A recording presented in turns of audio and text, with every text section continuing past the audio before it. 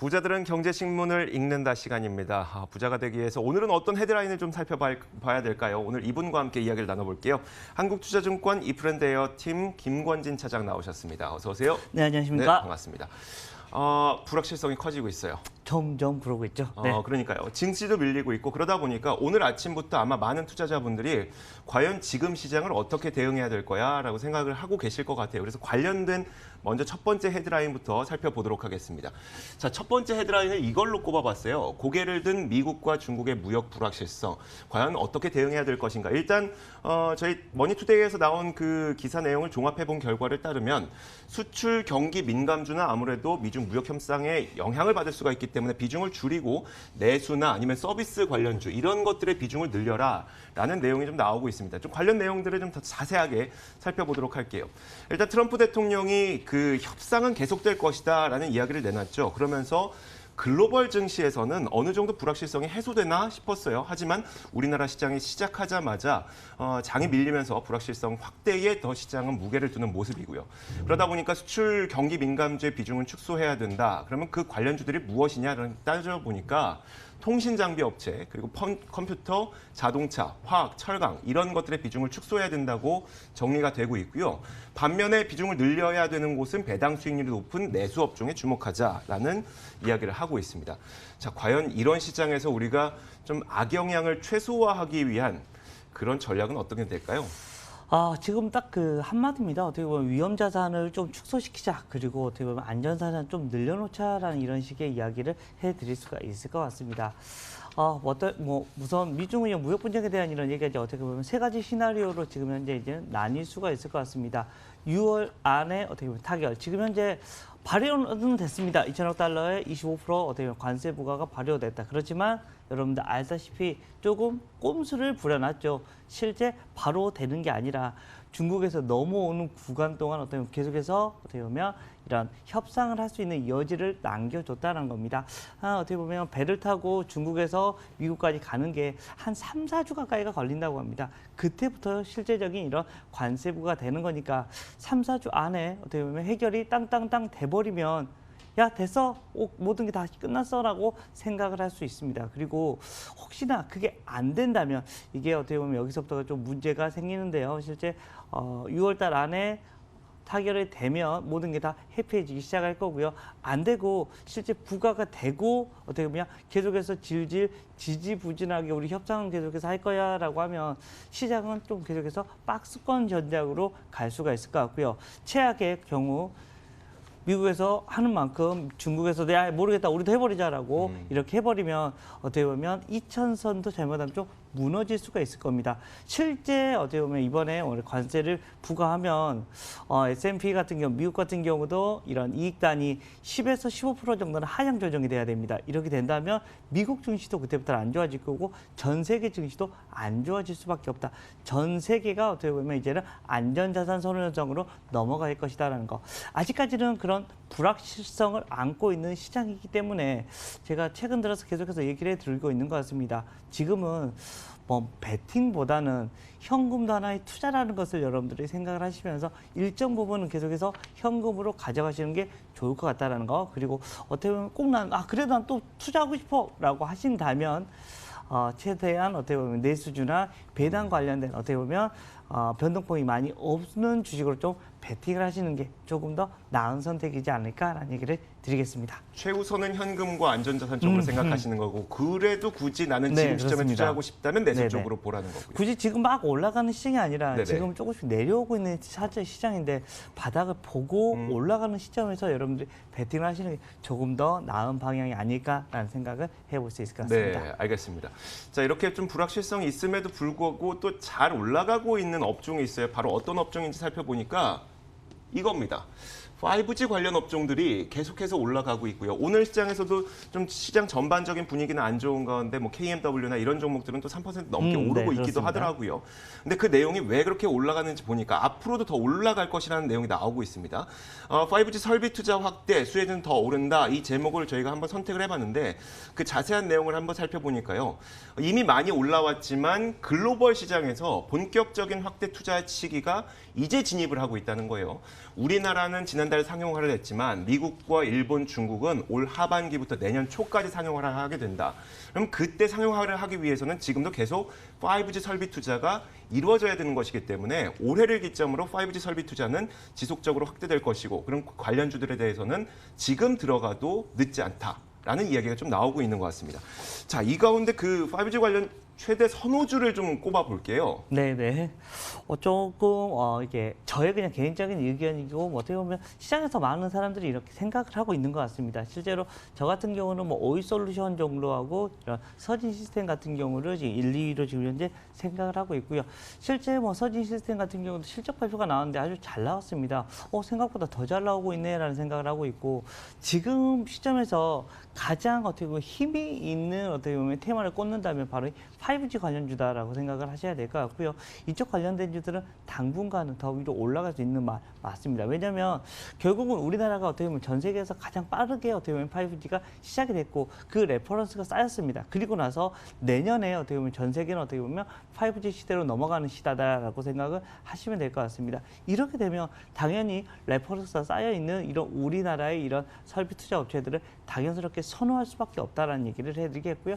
거기에 어떻게 보면 오이솔루션과 서진 시스템이 열심히 앞으로 달려가고 있는 회사다라고 생각해 주시면 될 것 같습니다. 자, 우리가 이제 5G에 투자해야 돼, 장비를 설비해야 돼라고 했을 때 누구 선택할 거야? 그러면 야 그래도 일 제일 많이 해본 애들 그렇죠. 선택해. 네, 그 얘기죠. 경험이 쌓여졌으니까 쟤들은 이미 돼서 하고 있네? 그럼 쟤들 누가 있지? 라고 하면 바로 우리나라의 5G 관련 기업들이 바로 손꼽힐 수가 있다라는 얘기를 그 종목이 드리겠습니다. 바로 오이솔루션과 서진 네, 시스템으로 네, 생각을 이런 하고 식으로, 계시는 생각하고 거고요. 있습니다. 네. 알겠습니다. 자, 5G의 설비 투자는 계속 확대가 되고 있다라는 이야기까지 한번 진행을 해봤습니다. 이어서 세 번째 아이템도 한번 살펴보도록 하죠.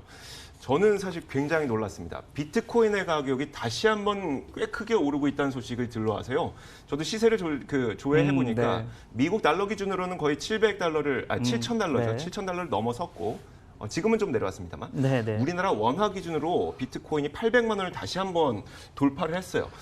자, 어느 정도 올랐는지 살펴보니까 올 초에 비트코인의 가격이 원화 기준으로 400만 원 정도였었는데 거의 네. 2배 가까이 올랐습니다. 이걸 사놨어야 되는데 하는 생각이 들죠. 네네.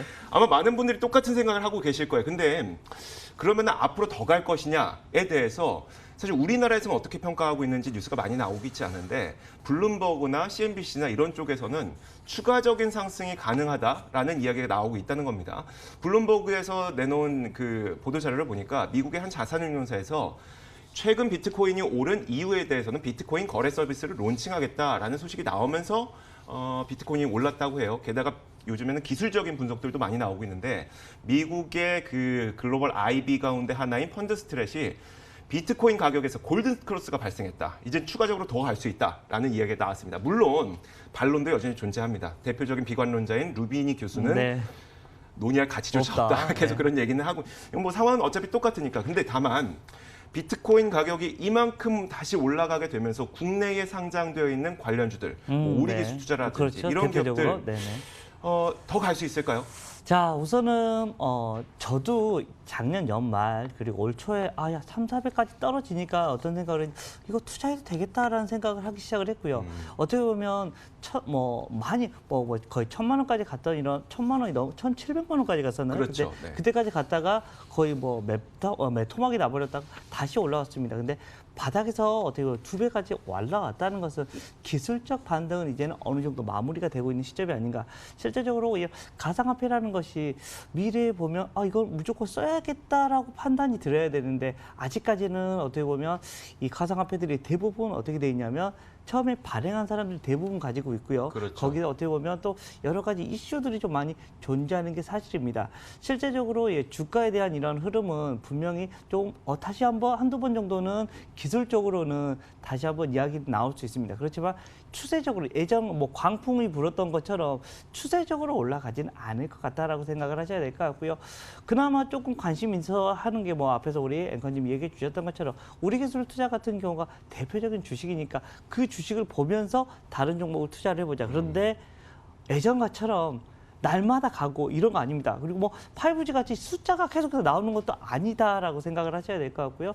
그러게 보면 어떻게 보면 좀 단기 트레이딩 정도로 우리 고객님들은 생각하시는 게 더 낫지 않을까라는 얘기를 해드리겠고요. 혹시나 어떻게 보면 이 암호화폐를 투자하시는 이런 직접적인 투자를 하시는 분들도 여기서부터는 좀 관심을 열심히 지금 현재 주가 체크를 계속해서 가격 체크를 하셔야 될 때까지는 온 것 같다라고 판단해 주셔야 될 것 같습니다. 혹시 그 선수들의 영역이라는 말씀이신가요?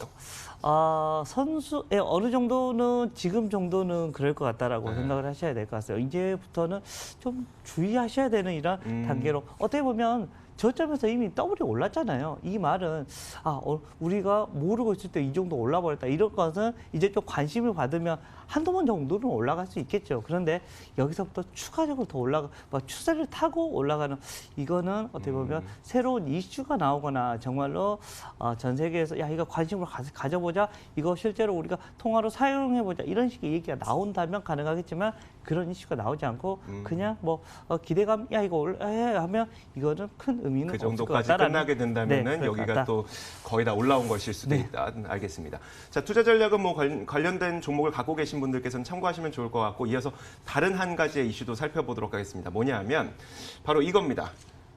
게임주에 대해서 뭐 기대감은 최근 들어서 좀 있긴 있어요.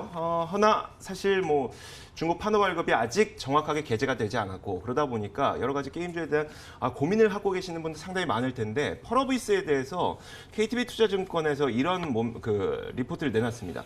펄어비스가 상승하기 위해선 주가 모멘텀은 중국 판호 발급과 그리고 신작 출시에 있다라는 내용을 내놓고 있습니다. 보니까 주가 상승 모멘텀을 갖기 위해서는 신작이 출시가 돼야 되고요. 또 중국의 판호 발급까지 이루어져야 된다는 내용이에요. 그렇다면 사실 지금 펄어비스가 굉장히 많이 하락한 상태에서 지금 투자하는 것도 괜찮을까라는 내용을 살펴보니까 거기에 대해서는 약간은 좀 보수적인 것 같아요.